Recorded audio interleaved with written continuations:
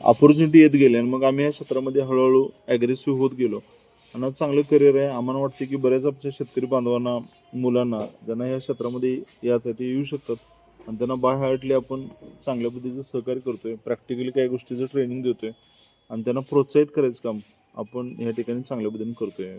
तर थँक्यू.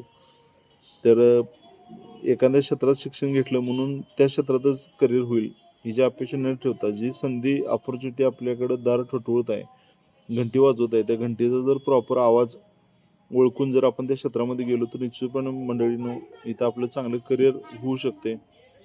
तर अशा बधी संधी आपल्याकडे आली असेल तर तुम्ही ते घ्याल आणि त्या संधी सोनं कराल आणि तुम्ही पण आजूबाजूला मार्केटमध्ये स्टडी करा. अशी बरीचशी लोक आहेत की त्यांचं एज्युकेशनचा आणि त्यांनी करत असलेल्या करिअरचा तसा काही संबंध नाही, पण त्यांना जी मिळालेली संधी होती त्या संधीचं टकटक ओळखली आणि त्यांनी त्या क्षेत्रामध्ये खूप चांगलं करिअर केले. आपण पण अशा संधी ओळखाव्या, त्यामध्ये करिअरची संधी ओळखून त्यात उतरावं, त्यातल्या जे एक्सपर्ट लोकांचं मार्गदर्शन घ्यावं, त्यांना भेटावं आणि आपल्या कामाला सुरुवात करावी अशी अपेक्षा व्यक्त करतो. जस्ट एक सुचलं म्हणून म्हटलं चला ठीक आहे एक ब्लॉग बनवूया. तर बनवून हा 2 भागामध्ये बनलेला आहे. तर आपल्या सगळ्यांना शेअर करतो मी. तर धन्यवाद, थँक्यू. खूप खूप शुभेच्छा.